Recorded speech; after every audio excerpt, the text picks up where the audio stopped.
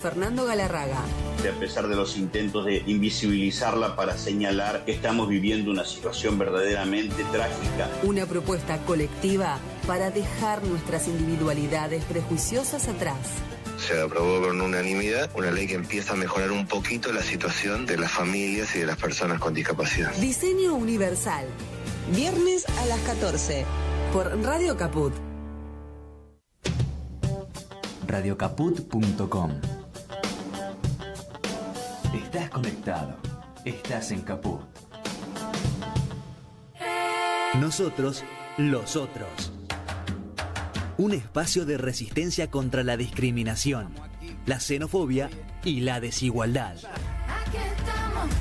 Si las palabras migran su significado, si nos exilian en nuestra propia casa, si la piel rechaza y el color separa, si los dioses discuten sus razones, si los géneros se sacralizan y los sexos no encajan, entonces simplemente seremos otros.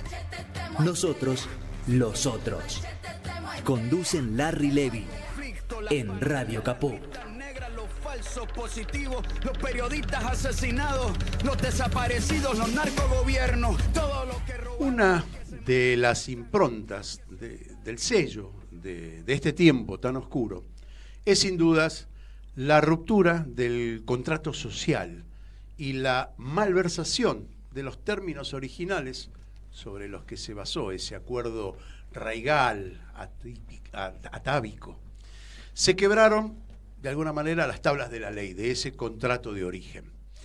Puede ser que esta analogía no sea todo lo preciso que debiera ser. Sin embargo, la sensación de orfandad, de falta de cobijo colectivo, parece ser hoy el rasgo distintivo de los vínculos sociales.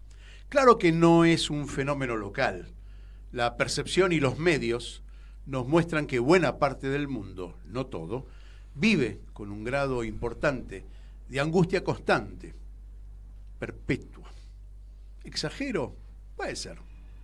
Si a eso le sumamos un gobierno bizarro, cruel y nada empático como el que nos toca vivir a los argentinos, pues entonces deberíamos consumir alfajores de ribotril o empanadas de lexotanil, aunque nuestra reserva de resistencia y capacidad de adaptación parece ser infinita. Violencia, pobreza, mentira, injusticia y otras tantas disonancias sociales deterioran y no solo destruyen al cuerpo social, sino que afectan también la salud mental de los individuos de una sociedad. Podemos explicar con cierto razonamiento político y filosófico lo que pasa en Occidente. También encontrar explicaciones empíricas.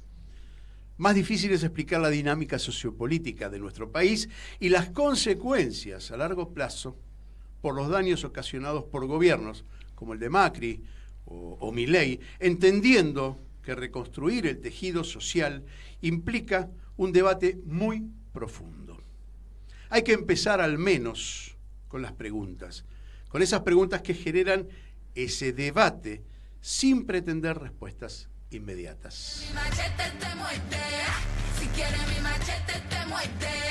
Bueno, y vamos a empezar a preguntar a dos jóvenes muchachas profesionales que llegaron al estudio, que llegaron al estudio, y voy a decir recomendadas por un amigo de la casa, Mariano Fusero, que cuando nos llamé para que me diga, che, ¿qué hago con esto? Porque el tema es muy candente, muy caliente también. Me dijo, tengo a las dos personas. Bueno, porque ambas pertenecen a una organización que es la que preside Mariano, que se llama Reset, Políticas de Drogas y Derechos Humanos. Allí la de pelo cortito y en bucle es Marisa Tarantino. Flor de apellido, ¿no? Nos vamos a Hollywood. Yo digo que en Reset me tienen por el apellido. Ah, bueno, probable. Abogada, feminista, especialista en Administración de Justicia y magíster en Derecho Penal, docente de Teoría del Derecho en la carrera de grado de la UBA y en especialización en Derecho Procesal Penal. Fue docente, no sé si lo seguí siendo, de Derecho Penal en la licenciatura en Seguridad. Y en la carrera de abogacía, y esta te la tengo que preguntar, en la abogacía del Instituto Universitario de la Policía Federal Argentina, ¿no? Fui docente del Instituto de la Policía Federal. He conocido varios docentes, sí. Escribió un libro que se llama Ni víctimas ni criminales, trabajadoras sexuales, una crítica feminista a las políticas contra la trata de personas y la prostitución, tema realmente candente que lo hablamos antes de salir al aire, y creo que para desasnarnos un poco aquellos que, como yo lo digo siempre, y me reta nuestro operador porque digo que soy un machista en recuperación, pero sí, esa es parte de eso por mi generación, ¿no? Y aquí a mi lado Vanessa Heifetz, licenciada en Psicología y magíster en Salud Pública. Tema súper hoy, especialista en temas de adicciones, docente de la Cátedra 2 de Salud Pública, Salud Mental de la Facultad de Psicología de la UBA, investigadora en Salud Pública, Salud Mental, Consumos Problemáticos y Género. Es decir, con eso ya reunimos con las dos todo lo que nos está pasando, por lo menos en la última semana y media, ¿no? Trabajás como psicóloga y supervisora clínica también, ¿no es cierto? Sí, bueno, sí. Y como Marisa, Vanessa también integra Reset, las dos. ¿Alguien podría...? Perdón, quería hacer una pequeña aclaración. Dale. Mariana ahora no preside ya ¿no? Reset, sino que la presidenta es Dalila Tealdi. Bien. Sí. Dale, está Sí, buena. igual De Aldi tiene que Mariano ver con... Lucero es miembro presidente honorario. Ajá, Presidente honorario. Bien. Le prometí que lo iba a invitar. Le mandamos un abrazo Sí. grande a nuestro... Bueno, un tipo que tiene una honorario. apertura mental importante, por eso Así es. ha presidido durante tanto tiempo, porque fue bastante tiempo, ¿no? El presidente. Sí, fundador de fundador Receta, y además, ¿no? presidente durante varios años. A las dos les pregunto, quien quiera responderme primero. Tenemos un caso muy, muy mediático que ocupa los titulares de todos los noticieros, que es triple crimen, que implica, dicen drogas, dicen prostitución, no sé si trata, pero si no le pegan el poste, y el análisis es bastante pobre, el análisis periodístico, lo digo como periodista y me hago cargo de lo que digo porque cada vez que veo cómo relevan el caso me doy cuenta de que cada vez es menos, en vez de tener una actitud de algo pedagógica que debería ser nuestra profesión como periodistas, cada vez tengo más dudas de lo que se plantea y cómo se plantea. ¿Alguien podría decirme, no sé, vos querés, Marisa, empezar, qué cosas se plantean en este tema que atraviesan a la sociedad? Bueno, lo primero, yo del caso la verdad es que prefiero no hablar por una cuestión de respeto también primero, no conozco el caso. O sea, lo primero que tenemos que hacer cuando vamos a comunicar es en eso ser muy cautos, ¿no?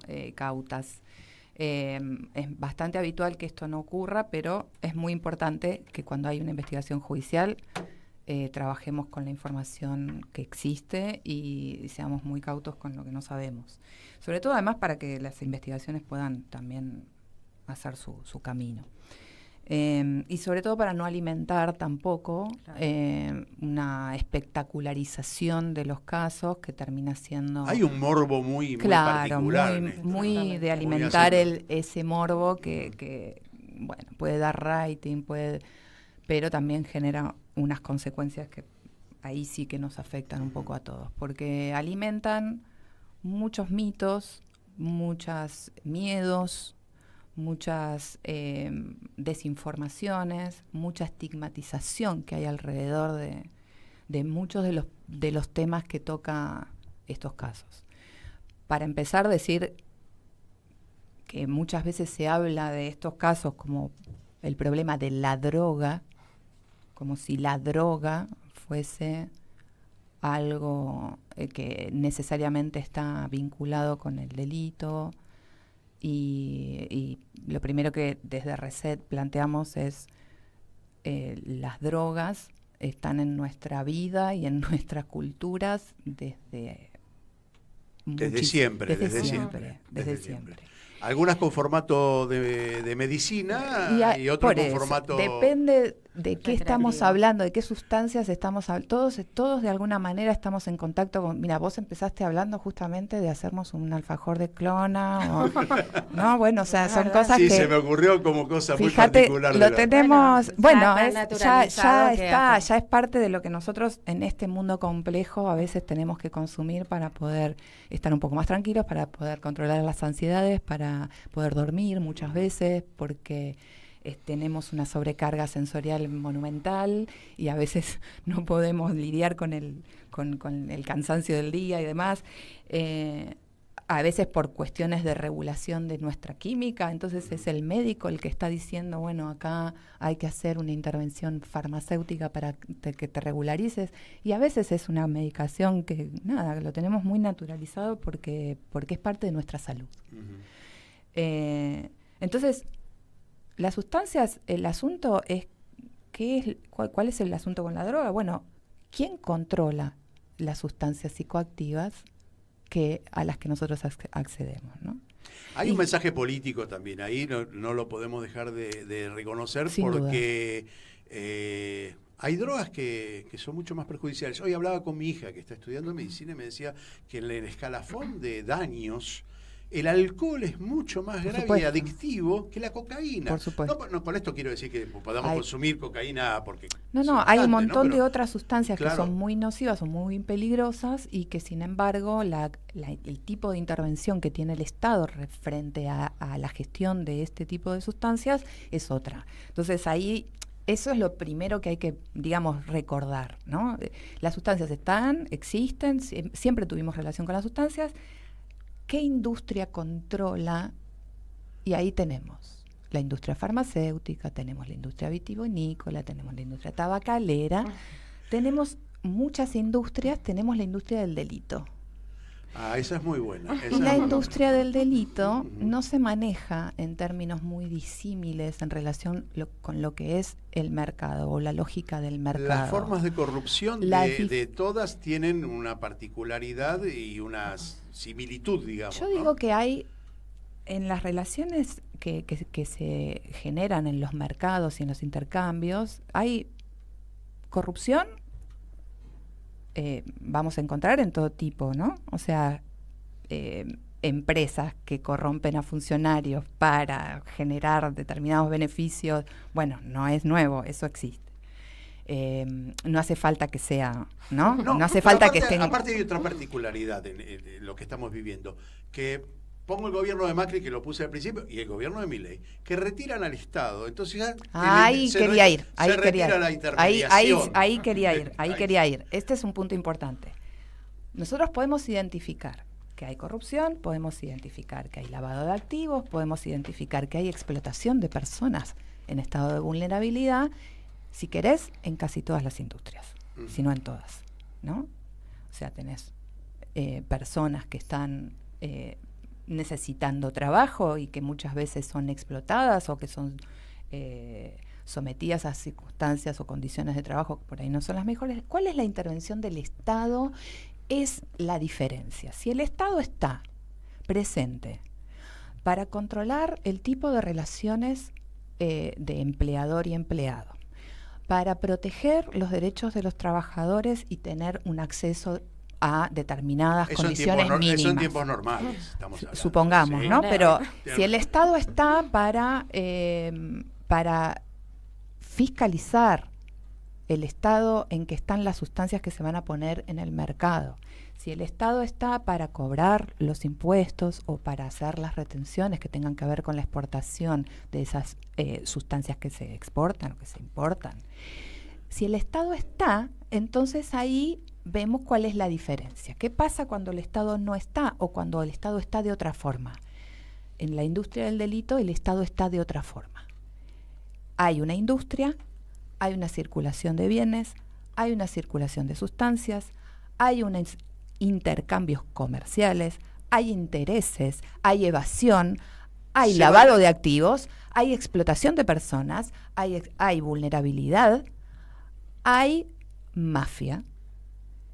Y la intervención del Estado consiste exclusivamente en desplegar sus fuerzas policiales, a veces fuerzas militares inclusive, y no solamente eso, también el Estado está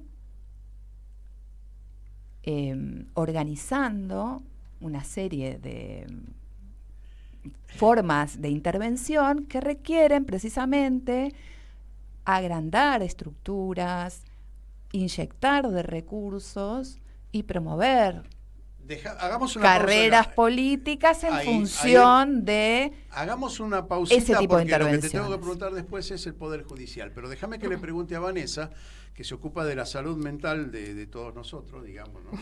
Nos garantiza, de todos nosotros. No, claro. Nos garantiza que la locura, que compartamos Tanto la no. locura, por ejemplo. Pobre ¿no? Vanessa. Es socializar la locura. Hay en todo lo que dice Marisa, hay una especie de vandalización de todo, ¿no? Es decir, todo se vandaliza, se corre de las normativas, hay como una especie de permiso para hacer todo eso. Ahora, eso ocasiona daños en el entramado y en el entretejido social. ¿Cómo estás viendo todo esto? Porque ella da un panorama, hasta ahora hizo el diagnóstico, después vamos a preguntarle sobre qué hacemos con la farmacología del caso, ¿no? Cómo lo curamos. Pero tu mirada sobre lo que está pasando socialmente. Sí, en relación a esto que mencionaba recién Marisa, de la espectacularización del triple femicidio,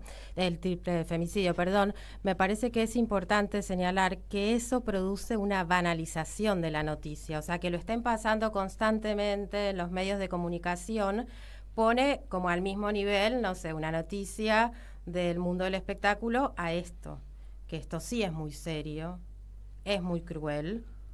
Digo, hubo tortura, hubo muerte, hubo mostración. Yo no me puedo sacar de la cabeza esa palabra, mostración de esa tortura, lo cual es gravísimo. Y si todo el tiempo nos lo muestran en la televisión y en los medios como un espectáculo, vamos a terminar naturalizando eso. Entonces, en ese punto sí me interesa como psicóloga remarcar que eso no está bueno que suceda, porque si empezamos a naturalizar esos hechos, ya cuando sigan sucediendo no nos van a llamar la atención, ¿no? Y por otro lado, respecto a esta situación, digo, igual que Marisa, no sabemos demasiado del caso, no sería responsable hablar de esto, pero sí lo que observo desde mi práctica clínica en las últimas semanas es también algunas prácticas de mayor crueldad que las que venía escuchando últimamente.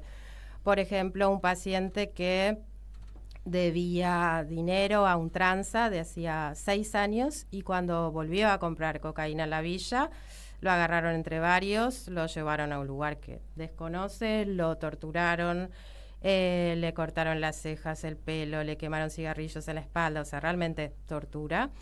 Y esto, bueno, no venía sucediendo o no se venía escuchando tanto en la clínica. ¿No? También otro paciente que comentaba recientemente que en una fiesta lo agarraron entre 6 y le pegaron, digamos, estas cuestiones de tanta desigualdad y demostración de crueldad y de poder, me parece que es preocupante, y esto obviamente que afecta la salud mental de la población, o sea, de esas personas, porque esto tiene un efecto traumático, o sea, no es un chiste, sino que las personas después tienen mucho miedo de transitar por esos lugares, de lo que les pueda pasar, de las consecuencias, porque no es que por eso que les pasó van a dejar de consumir drogas, pero sí, ese efecto traumático lo que produce es mayores niveles de sufrimiento psíquico, con lo cual eso impacta en, no sé, mayores intentos autolesivos o heteroagresivos, o sea, de agredir a otras personas o agredirse ellos mismos, mayor nivel de consumo problemático de drogas. Hay un deterioro generalizado muy pero además fuerte. hay otra cosa que Sí. es importante, que la clandestinización de ciertas sustancias genera una enorme dificultad para el tratamiento de la salud de las personas Es como que la ley tienen seca, consumos ¿no? Es decir, en un momento determinado se prohibió determinadas sustancias, en este caso el alcohol en Estados Unidos, lo que generó toda una vandalización de la comercialización, etcétera, etcétera. Esto pasa con las drogas hoy. Se vuelve incontrolable la calidad de la sustancia y además se vuelve imposible o casi imposible que las personas, o por lo menos, sobre todo, hay una cuestión también de hay que mirar desde un modo interseccional, ¿no? Porque no le pasa las mismas cosas a las personas que están que viven en los márgenes o que viven en una villa, no es lo mismo que las, ¿no? Hay algunos políticos que han hecho esa diferencia. En un country seguro compras la custodia, en cambio en las villas no podés comprar el riesgo es otro y el acceso a la salud es otro. Ahora, pero la clandestinización genera... Ahora, hay un elemento que te tengo que preguntar a vos como abogada, que es ¿qué está pasando con la justicia? Es decir, en principio, si lo que está escrito en las leyes abarca esto que vos estás diciendo, o si las leyes están escritas para favorecer lo que está ocurriendo, o los jueces se hacen los tontos con respecto a lo que está ocurriendo. Digo los tontos por decir suavemente qué sé yo, que un narco puede comprar sus condiciones carcelarias o puede comprar su libertad. Entonces, la pregunta es, ¿qué está fallando ahí? ¿El texto escrito, la implementación del texto escrito? ¿O estamos en un problema mucho más serio, no? Fallan muchas cosas. Por supuesto que el problema tiene múltiples aristas y la justicia es una de las cuestiones que atraviesan el problema. Pero yo lo que quisiera es decir que la justicia no está exenta de las derivas que atraviesan a toda la institucionalidad, digamos, y a todo el espacio. A ver, los cambios sociales de los últimos, yo diría, 3 décadas, son muy impactantes, especialmente en la justicia, porque tienen mucho que ver con la gestión de los conflictos, y la gestión de los conflictos es justamente un asunto de la justicia. Los problemas sociales que históricamente fueron un asunto de la política y de la discusión y los debates políticos y del interés de los espacios políticos para la construcción de política, de formas de cambio social, empezaron a ser mirados desde una óptica más individualista, que es propia de esta deriva neoliberal que ya tiene unos cuantos años y no es propia, es una cosa bien global. ¿Qué significa? Que los problemas sociales dejaron de ser problemas de una comunidad, dejamos de pensarnos en los problemas como ciudadanos, y los problemas empezaron a ser definidos en términos más individualistas como un asunto de individuos que se dañan o que son dañados.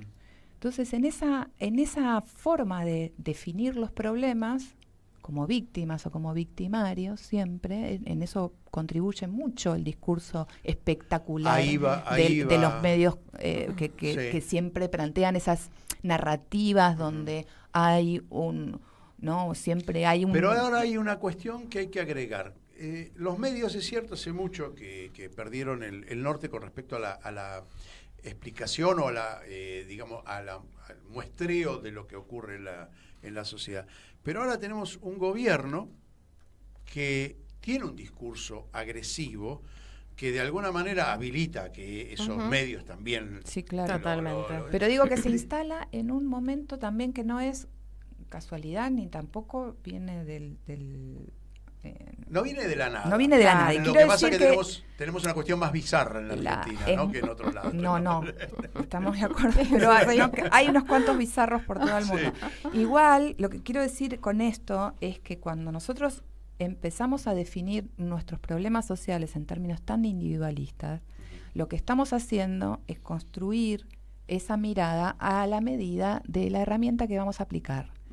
Entonces, si nosotros decimos que los problemas son individuales y de personas que dañan y son dañadas, es decir, de víctimas y victimarios, la herramienta que estamos aplicando, la herramienta que les corresponde a eso, ¿qué es? La penal.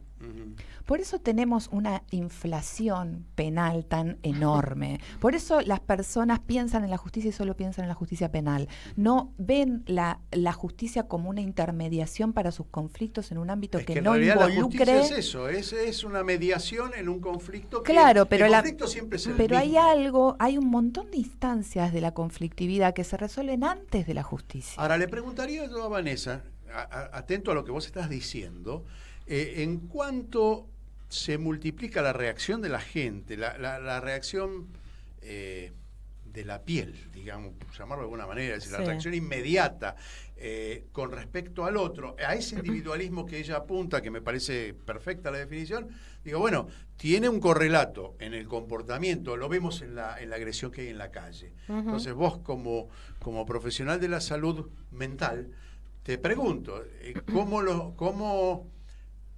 porque hay algo también que dijiste que me parece sumamente importante, es multidisciplinaria la solución, entonces tenemos que empezar a pensarlo en forma conjunta. De hecho, yo considero que la salud mental es la clave. Dale. Sí, me parece que retomando un poco lo que decía Marisa recién, justamente este carácter punitivo de la problemática también se va internalizando dentro del sistema de salud, o sea, en la sociedad en su conjunto, en los profesionales de la salud y de la salud mental y también las personas que padecen la problemática. Entonces, ¿cuál es el problema de esto? Que tenemos, según las estadísticas de la Cedronar, que cada 100 personas que tienen problemas con las drogas, hay una que consulta al sistema de salud. ¿Una sola?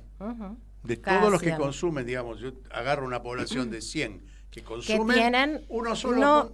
No que consumen recreativamente, sino de manera problemática, ¿no? De esas personas que tienen indicadores de consumo problemático o adicción, cada 100 una consulta, con lo cual tenemos un grave problema, que eso además se acrecienta en las mujeres y en las diversidades, donde hay, no sé, más o menos... estudios que dicen que del total de las mujeres que tienen indicadores de problemas de consumo problemático, solamente el 2% se acerca al sistema de salud y que hay un 83% que no consulta. Y, por ejemplo, de las diversidades no tenemos estadísticas, lo cual también es un problema. Estamos frente a un problema. Bueno, ustedes saben que los periodistas tenemos esas adicciones a la palabra, así que pero tenemos que hacer un descanso, un corte, una tanda. Así que nuestro amigo Martín Loza, que se encuentra en los controles, nos conducís al descanso. Enseguida volvemos con Nosotros los Otros en Radio Caput.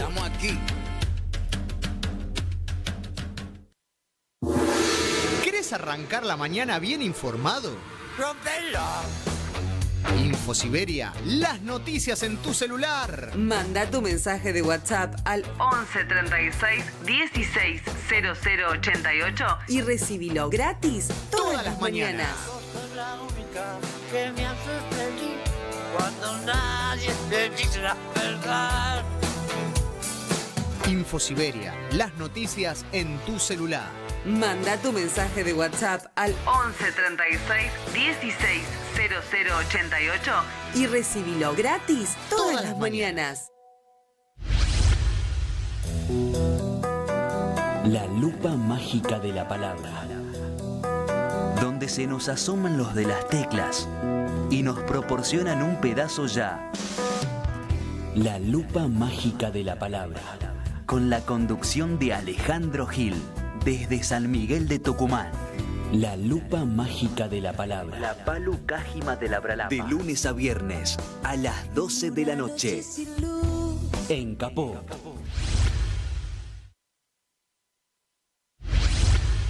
La hora de Moreno. El programa de Guillermo Moreno. Economía, política y actualidad. A puro peronismo. Los viernes a las 19 en Caput. Seguimos en Radio Caput con Nosotros los Otros. Seguimos en Nosotros los Otros con todos estos temas que que abarcan una multiplicidad de cuestiones.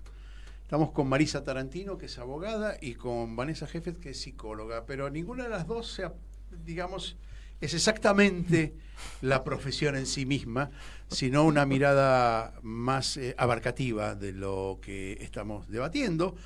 Hablábamos de la política como escenario fundamental de la solución, no necesariamente de la profesión o de la abogacía o de la jurisprudencia, no necesariamente de la cuestión de salud mental, sino el planteo de la existencia de todos nosotros en forma colectiva, no en forma individual. ¿Sí? ¿Se entiende, no? Lo que digo. Sí, sí. Entonces, más allá de la descripción del diagnóstico que tenemos todos presentes, empecemos a debatir un poquito cuál sería la terapia a realizar. Digo la terapia en sentido de curarnos de todo esto que nos está pasando, entendiendo que nunca nos vamos a curar porque la política siempre tiene que estar presente, entonces es mejor que no. No, es que nos vamos a curar si tenemos política. Bueno, sí, no. Yo preferiría que no nos curemos nunca. La política. Yo preferiría que no nos hasta ahora no encontramos un remedio mejor que la política para cambiar las cosas. Doctora, saliendo de la profesión abogada, ¿cómo ve que se debe encarar este debate? Porque el debate tiene una amplitud que no se remite solamente al plexo jurídico. No, si hay algo que no resume el problema es lo jurídico. Generalmente lo jurídico simplifica más que abordarlo con complejidad y por una razón muy lógica, porque la ley necesita simplificar y homogeneizar para poder regular. Pero si pensamos que resolvemos con leyes, estamos en el horno, ¿no? O sea, no. Tiene un rol muy importante la ley, por supuesto que sí, mientras sigamos teniendo un modelo prohibicionista como el que tenemos, que impide una intervención lógica del Estado en estas cosas, vamos a tener muchos problemas. ¿Hay que reformular el contrato social? Así como está, no funciona. En todo sentido. Perfecto. En todo sentido. Pero ya esto ya no yo lo pienso no solamente en términos de. No, por supuesto. Por supuesto. Es un contrato que donde de todos hecho, decimos que se puede, que no se puede. Yo creo que sí, y yo creo que esto está sucediendo. El tema es que no se sabe si está sucediendo para bien. O sea, esa es mi opinión. Pero creo que está sucediendo. Somos una organización multidisciplinaria, eso es como la primera clave que nosotros planteamos, ¿no? La mirada multidisciplinaria es imposible abordar problemas de esta complejidad sin una mirada multidisciplinaria. Pero no se trata solamente de pensar desde un punto de vista meramente reflexivo, académico, no, es también abordar el territorio, es conocer a quienes están en la situación de requerir una política, es andar por la calle y más suela que alfombra, estar en el territorio, ¿no? conectar con las organizaciones sociales, conectar con los sindicatos, conectar con las personas que están de alguna manera organizadas o que no están organizadas y que necesitan organizarse para poder acceder a determinadas políticas públicas, por recuperar el Estado en sus intervenciones, empezar a hablar con las personas que son protagonistas. Y esto, yo, digamos, si hay algo que aprendí de 10 años de investigación sobre trabajo sexual, es eso, ¿no? O sea, hablar con las trabajadoras sexuales fue lo que a mí me enseñó a pensar su problemática. No hay manera de pensar en ellas sin hablar con ellas y no se trata de reemplazar su voz o de proyectar sobre ellas nuestra utopía del mundo, sino hablar con ellas para construir por lo menos una utopía hacia dónde caminar. En eso, en el trabajo sexual, como en cualquier otro asunto de las problemáticas sociales que tenemos que hablar con los protagonistas, ver qué les pasa, qué necesitan y de qué manera articulamos para que eso suceda. Eso es política. Déjame que te haga una pregunta a propósito de eso. Prostitución es una actividad que se elige, uno es libre de elegirla, en los sectores vulnerables es una elección o es una salida Digo, hay una complejidad ahí que nos cuesta entenderla como para Bueno, en la abordarla. prostitución como en las drogas hay un estigma, ¿no? Entonces a mí no me gusta hablar de prostitución porque ya es una palabra que viene estigmatizada. Trabajo sexual. Y que generalmente no se... Hay una discusión feminista muy antigua, Sí. muy fuerte sobre este asunto. Yo estoy posicionada desde una perspectiva feminista que reconoce el trabajo sexual como trabajo. Es tan consentido el trabajo sexual como el trabajo doméstico. ¿Una chica de la villa puede elegirlo? ¿Eso una empleada doméstica puede elegir. No, yo digo que no. Un obrero de la fábrica puede elegir, un minero puede elegir. ¿Desde qué punto de vista hablamos de consentimiento? Porque si utilizamos la categoría consentimiento con términos liberales, clásicos, Sí. que son los que informan muchas veces el discurso jurídico, y medio que no somos libres ninguno. No, eso está claro. O sea, está claro. Desde el punto de vista, licenciada, te saco la licenciatura. Como hice con ella, le saqué el título de abogada para... Sí, igual quería agregar algo respecto al tema del trabajo sexual que preguntabas recién, Larry. Me parece que es importante también desestigmatizar a las personas que pertenecen al campo de la diversidad sexual, porque muchas veces se las culpa de que son narcotraficantes, que realizan tareas que tienen que ver... totalmente estigmatizadas. Sí, y en realidad muchas trabajadoras sexuales, no sé, venden una bolsita de cocaína o más en el día para subsistir y pagar su habitación en Constitución con baño compartido. O sea, no viven en Nordelta. Entonces, ojo con eso. Es la realidad del narcomenudeo. Está bien. Claro. O sea, es personas que están necesitando subsistir. Ahora, digamos, como síntomas de una sociedad, son síntomas muy complejos, ¿no? No solamente... Igual el trabajo sexual es muy diverso. Claro.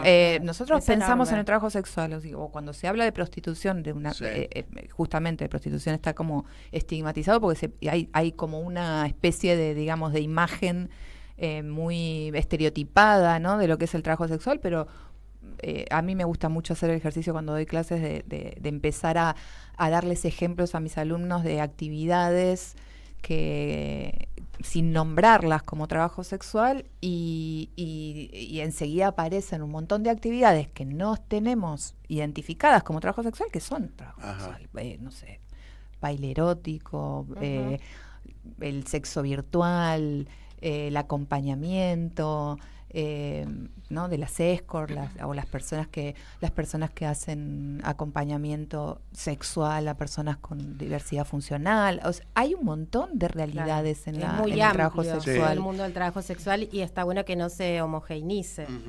Y que no se estigmatice. Sí, digamos, yo porque mientras ustedes hablaban pensaba en detalles históricos y digo, bueno, todas las religiones han estigmatizado, o la mayoría de las religiones han estigmatizado el trabajo sexual como una forma de disciplinar, porque finalmente... patriarcado se llama Claro, pero es una forma de disciplinar, no solamente patriarcado, sino que le sirve a un sistema político. No, pero también está la regulación de la sexualidad de las mujeres detrás del estigma al trabajo sexual, ¿no? Entonces digo, bueno, acá hay un mensaje que tiene que ver con la dominación y qué hacer con el producto de esa dominación, la apropiación de ese producto, ¿no? Que es el capitalismo en última instancia. Claro, pero, porque las mujeres tenemos que entregar el sexo gratis y los cuidados gratis. Eso lo dijeron las marxistas hace muchos años. O sea, estudiar un poco de la discusión feminista también ayuda a ver esta cuestión, porque no, las marxistas dijeron, bueno, si las prostitutas, porque dan sexo gratis, son prostitutas, bueno, la verdad es que todas lo somos, todas las trabajadoras lo somos, ¿no? Porque al final de la mujer se espera que otorgue cuidados y sexo en el matrimonio sin recibir Bueno, eso nada favoreció cambio, siempre el capitalismo, ¿no? Como forma bueno, por eso, de nosotras dominio. reproducimos la mano de obra, nosotras hacemos el patriarcado es funcional al capitalismo. Y el capitalismo se beneficia del trabajo de las mujeres. Volvamos un poquito, porque si no tenemos que hacer 2, 3, 4 programas, porque es más complejo de lo que podemos desarrollar acá. Pero como la convocatoria tuvo que ver con esto que parece un gran deterioro de la sociedad, y por eso una abogada y una licenciada en psicología, salud mental, bueno, tendríamos que tener acá otras disciplinas como para que contribuyan a este debate, pero bueno, vuelvo a preguntarles, y te pregunto a vos, Vanessa, ¿cuál es tu mirada fuera de la profesión que vos incluirías, qué cosas incluirías dentro de este debate para tratar, que es político, ya lo dijo Marisa, ¿no? Y acordamos todos. ¿Qué incluirías vos en este debate? ¿Qué temario abordarías para la discusión política? Bueno, primero me cuesta pensar por fuera de la profesión. Ese es el ejercicio que hay que hacer, lo lamento. Creo que es parte de... pero pensando como en términos más amplios, ¿no? En términos complejos, también como decía Marisa, no solo es un asunto, digamos, de los profesionales de la salud mental. Una de las cosas que hay que modificar de manera urgente es la ley de drogas, ¿no? La 23737, que en el artículo 14 penaliza la tenencia de drogas para consumo personal. Bueno, ese es un gran obstaculizador de muchísimas cosas, de las dificultades que decía antes de las personas de acceder al sistema de salud, de la calidad de la atención que brindan los profesionales de la salud, porque también están atravesados por ese ideario estigmatizante de que, bueno, están delante de alguien que tiene una conducta delictiva, ¿no?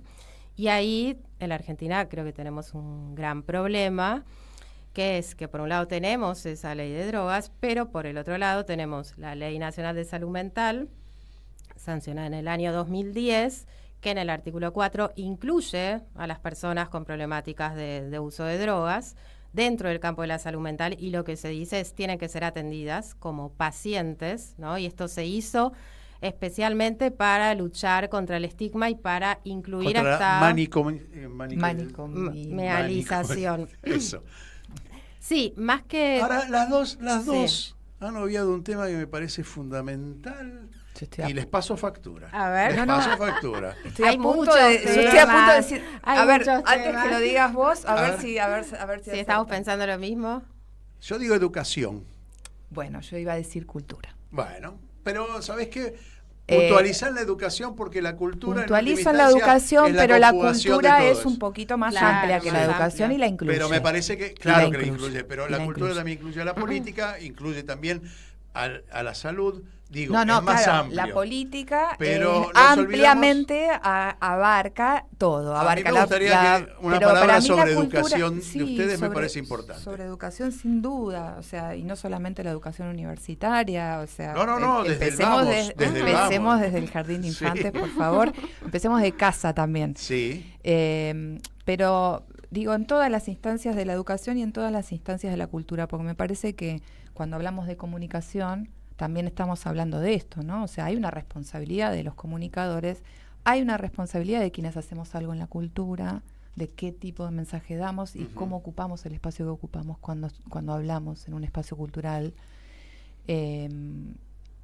Entonces, y además, no solamente por lo que decimos o por lo que no decimos, sino también por cómo se produce en esas formas de acercamiento a otros, comunidad.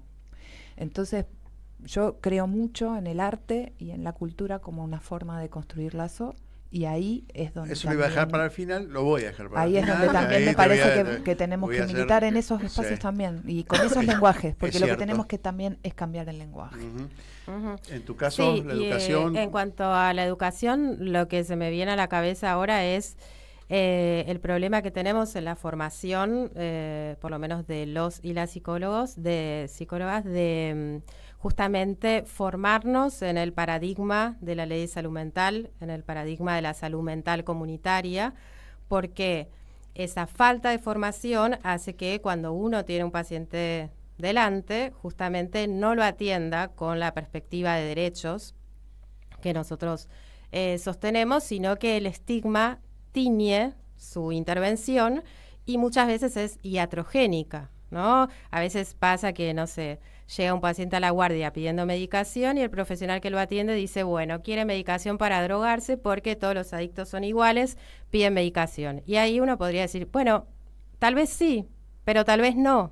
¿Y cómo hago para darme cuenta si es que quiere drogarse con la medicación o que en realidad está pidiendo algo que le hace bien. Bueno, necesito tiempo, tengo que escuchar a ese paciente, ¿no? Y justamente la atención de estos pacientes va en contra de la lógica mercantil del sistema de salud, que es que todo tiene que ser rápido e inmediato. No, y aparte la creación de drogas todo el tiempo para acallar o ocultar los síntomas, ¿no? Que también es otra performance de las farmacéuticas que es insoportable, ¿no?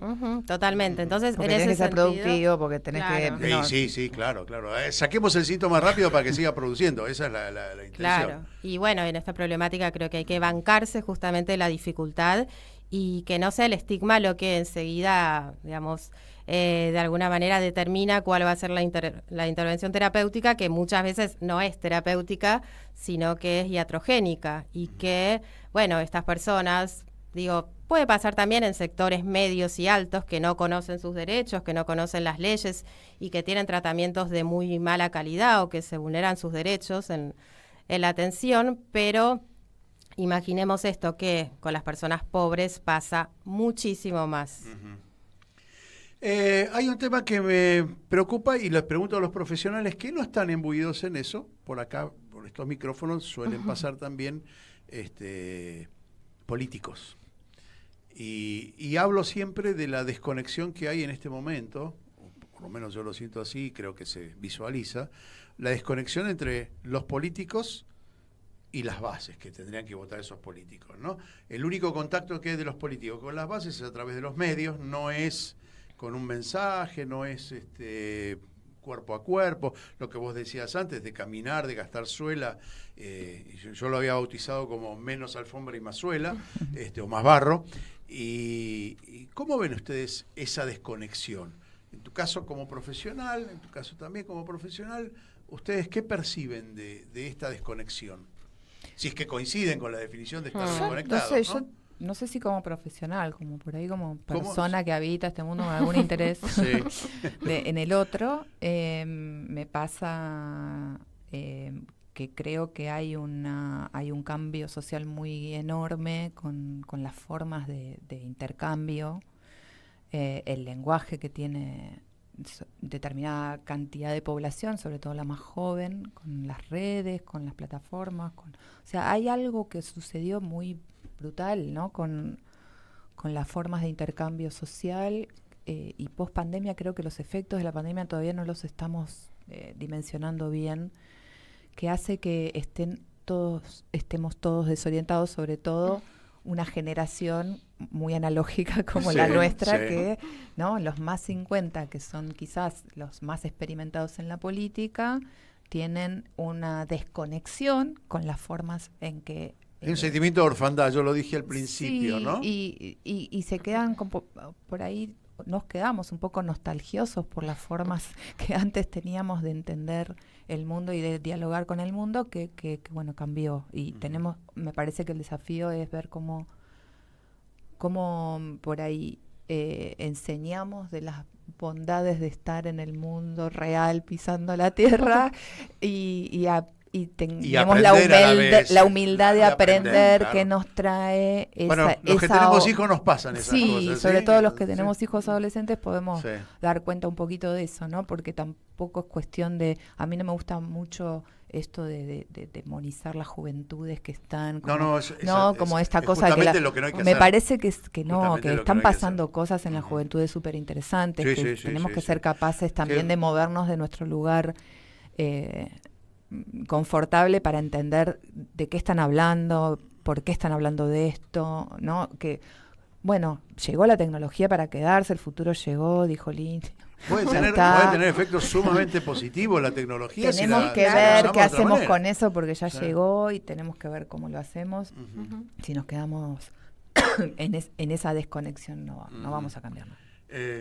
Sí, me parece, respondiendo un poco a tu pregunta, Larry, que hay una enorme ruptura del tejido social y que esto se ve claramente reflejado en el mayor índice de consumo de drogas. Hace, no sé, creo que 2 semanas salió un podcast de Cristian Alarcón que hablaba de los bebés que nacen con abstinencia, ¿no? Bueno, evidentemente está siendo un problema que, si bien todavía no está tan estudiado desde las políticas públicas, que en este gobierno no se va a estudiar, va a dar ese lugar. Pero las personas sí que trabajamos en el sistema de salud vemos, ¿no?, desde nuestras prácticas cotidianas. Más allá de los consumidores de sustancias, la población en general no está ansiosa. Está con incertidumbre, más que ansiosa, una sensación de... No, pero hay los niveles de ansiedad está ya comprobado que están en las nubes, y me parece que no solamente tiene que ver con muchas cosas, tiene que ver con las formas, digamos, de trabajar que estamos teniendo, con los cambios en el estilo de vida, con la complejidad de nuestros... Bueno, el de hecho de no nuestras saber qué va a ciudades pasar mañana también y de es nuestras un problema, economías, ¿no? Claro. Y el nivel de agresión de la calle, cómo asumirlo también, ¿no? Y esta cuestión de no saber bien los parámetros, bueno, ¿cómo era? O sea, Claro, por eso digo que en ese sentido el consumo de drogas problemático calza justo hacia para aliviar un poco la ansiedad, la incertidumbre, todo eso que no sabemos. Es una forma a veces de automedicación. Sí. De problemas de salud mental. Por eso digo que la clave de la salud mental me parece que es una de las más importantes, porque en la medida que podamos acceder a una salud mental, todos y todas, en el sentido de poder pensar nuestros problemas, reflexionar y acceder a los tratamientos que hacen falta para que vivamos mejor, y bueno. Sí, las terapias de apoyo, de las que nosotros, digamos, sin necesidad de consumir nada, pero tenemos problemas de interrelación familiar, ¿sí? A todos nos ocurre, y tener la posibilidad de acceder, cosa que es medio difícil, ¿no? Con un Estado ausente se agudizan absolutamente todas las falencias. Bueno, si tuviesen que dar, estamos hablando de profesiones que son centrales de alguna manera para resolver algunos de los problemas, nos faltan unas cuantas profesiones acá, tendríamos que hacer una mesa redonda mucho más grande. ¿Qué esperan ustedes de su propia profesión con respecto al futuro, ¿no? ¿Qué mensaje tienen la abogacía, la jurisprudencia? ¿Qué mensaje tiene los que se ocupan de la salud mental, los profesionales de la salud mental, con respecto al futuro inmediato, ¿no? Es decir, me parece que nos hace falta escuchar palabras que ocupen espacio, que no nos dejen con más vacíos. ¿Tienen algo que ustedes piensen que pueden aportar? Por lo menos en lo simbólico, no en lo práctico, digamos, en lo práctico, hacer una constitución nueva o hacer yo no creo que sea tanto un cambio legal, o sea, desde el punto de vista, yo como abogada pienso mucho menos en un cambio legal, de instrumentos legales, como un cambio de prácticas. Me parece que el cambio de las prácticas judiciales es algo muy importante. Pensar una reforma judicial seriamente es muy... La democratización de la justicia la ves como una cosa necesaria. La democratización de la justicia y la reforma de las prácticas, la reforma institucional de la justicia, tener una corte como manda la Constitución. Estás pidiendo hoy cosas eso difíciles, ya sería hermosísimo, ¿no? Está bien, o sea, está bien. Pero además una cosa que a mí me parece muy muy muy muy importante en este contexto donde digo que cobró tanto valor el poder simbólico del derecho penal, recuperar las instancias de resolución de conflictos que no intervienen en lo penal. Lo que se llama la intermediación, pero digamos mucho más... Hay un montón de ámbitos de la justicia que no se están visualizando, que tienen que ver con que las personas puedan resolver sus conflictos antes de llegar a lo más trágico, que es que hay un problema penal. Hay que estudiar de nuevo antropología. Hay que estudiar antropología sin duda. Totalmente. Pero cómo se resolvían los conflictos entre las tribus más elementales es una cosa... Hay que reforzar la justicia civil, hay que reforzar la justicia de familia, pero hay que reforzarla no en términos solamente de recursos, hay que reformarla. No pueden seguir trabajando con expedientes. No se puede hablar a un expediente, el expediente no habla. Entonces, tenemos que democratizar en el sentido más amplio del tema. La justicia de cara a la ciudadanía, en audiencias, resolviendo los problemas hoy. Bueno, y en el ámbito de la salud mental, ¿cuál es de alguna manera tu aspiración? Bueno, pienso varias cosas, pero para ir resumiendo, se me ocurre para el campo de los profesionales de la salud y de la salud mental en estos temas de tratamientos de drogas, dejar lo moral de lado. Eso me parece que es fundamental, porque lo moral también invade muchas veces la moralina en realidad, no es la moral lo que está. Tal cual, las intervenciones terapéuticas, poder incorporar el modelo de reducción de daños que plantea la ley de salud mental, la ley ACOP, que no se está haciendo, digamos, como política pública de manera sistemática. Me parece que esas cosas ayudarían un montón a mejorar la accesibilidad a las personas, a los servicios de salud y la calidad de los tratamientos que se brindan. Marisa Tarantino, Vanessa Heifetz. Llegamos al final del programa de hoy de Nosotros los Otros. Tenemos que entregar el estudio. Viene ahora un programa que se llama Que Nadie ¿Podemos hacer un chivo chiquitito? No, yo te voy a introducir al chivo. Bueno. Porque la doctora, además, canta tangos. Y canto de todo. Bueno, tango también. ¿Dónde te podemos escuchar? Me pueden escuchar en todas las plataformas. Tengo 2 discos de canciones mías. Algunos son tangos, otros no. ¿Te llamás igual, Marisa Tarantino? No, mi nombre artístico. Tiene nombre artístico. Me pueden buscar en las redes como Marueta con _T_ OK. Pero no quería dar ese chivo, quería dar el chivo de Reset. Dale, rápido porque tenemos que entregar el estudio. Bueno, nos pueden seguir a Reset Drogas en todas las redes sociales, también en la página web, y también estamos haciendo un streaming que acaba de empezar, les recomiendo mucho. ¿Hay un canal de streaming? Hay un canal de ¿Cómo se llama? Lo pueden ver en la página de YouTube. Reset Toda droga Drogas. es política. Toda droga es política. ¿Escucharon?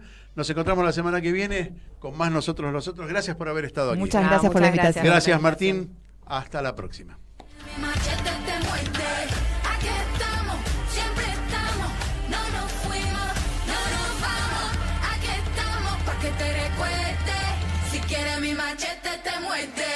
Hasta aquí, Nosotros los Otros de hoy. La guerrilla, los hijos del conflicto, las pandillas, las listas negras, los falsos positivos, los periodistas asesinados, los desaparecidos, los narcogobiernos.